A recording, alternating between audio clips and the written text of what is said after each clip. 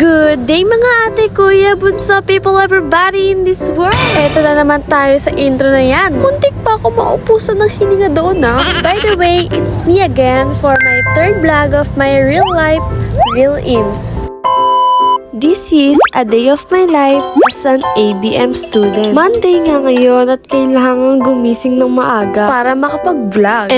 Siyempre, para kumilos ng hindi nagmamadali. Ang una ko nga ang ginagawa ay nagtiklop ng kumot at inayos ang aking higaan. Tsaka ko naman binuksan ang mga ilaw sa sala, kusina at sa CR. Tuwing madaling araw talaga ay parang yelo ang tubig. Kaya nagpapainit ako ng tubig dahil hindi naman maiiwasan ng lamig kapag diretso ligo na lang ako. Habang nagpapainit nga ako ng panligo, ay naisipan kong magsipilyo muna. Kasi, alangan namang pumasok ka na may bad breath. Para sa akin, required ko talaga na mag-toothbrush ako everyday. 2 beses ko tinutbrush ngipin ko, bukod pa ang pang-tongue scraper. For your information lang po hindi po ako maarte. Kung ayaw niyo po maniwala po kayo.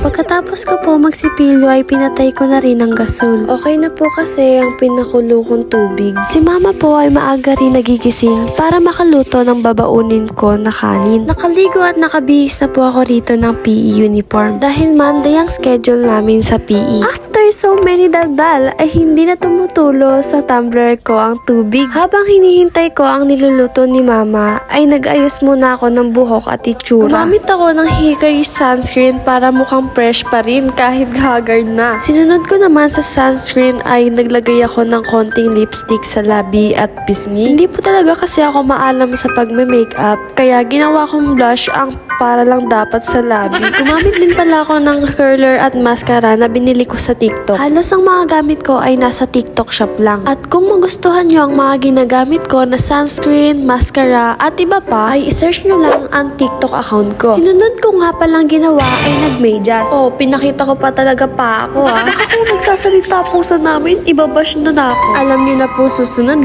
Yes! Opo, magsasapatos po ako niyan after. Sa mga oras na yan ay nandito na ang naka-service kay Papa ng 6 a.m. May second batch pa po kasing susunduin si Papa ng umaga at yun ay 7 a.m. ang pasok. Around 5:30 na nga ng umaga yan at oras na namin para pumunta sa school. Hindi ko na po nabidyohan ang pag-akyat ko sa mga hagdan pero grabe hingal ko. Paawa effect yun. Inuna ko muna buksan ng ilaw sa hallway para alam nila na may tao na. Tsaka ko binuksan ng pinto at ilaw sa aming room. Lagi kong binubuksan na ilaw ay sa gitna. Ang laman nga pala ng eco bag ko ay sabon na pina-order ko sa section namin. At ang nasa puting bag ay aking paninda na nagsisilbing baon ko sa isang araw. Talagang nag-effort pang mapakita ang pagiging haggard ko So, time check, 5:55 a.m. na nga po pala dito at ngayon pa lang ako kakain ng umagahan. Ganang-ganang ako kumain dahil ang ulam ko ay pritong manok. 2 po ang binabaon kong kanin sa isang araw, isa sa umagahan at isa sa tanghalian. Pagkatapos ko po kumain ay diretso muna ako sa kabilang building para magtinda. Naabot ang paninda ko kadalasan hanggang tanghali. Minsan sa umaga ay nalilita ko.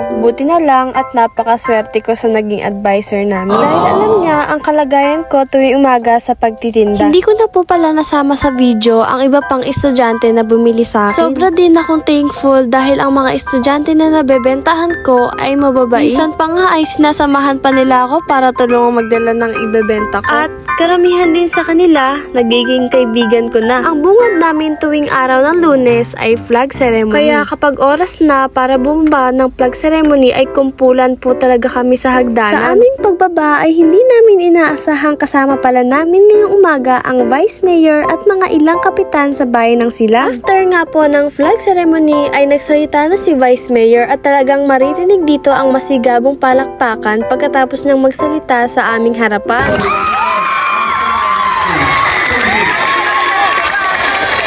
Pagtatapos ng aming flag ceremony ay kinanta namin ang kanta ng aming eskwelahan.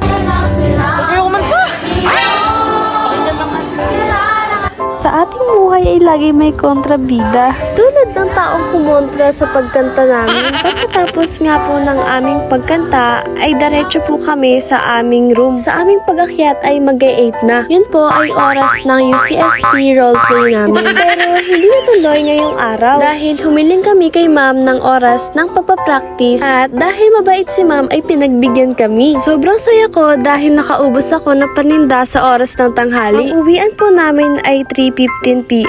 Pero may kalayuan ang aming bahay kaya nakakauwi ako minsan ng 4 PM to 5 PM. Hindi po ako madalas nakakasabay sa aming sasakyan. Dahil doon ay nagbabiyahe na lang ako pauwi. At dito na po magtatapos ang aking vlog. Hanggang sa muli. Thanks for watching. Bye-bye!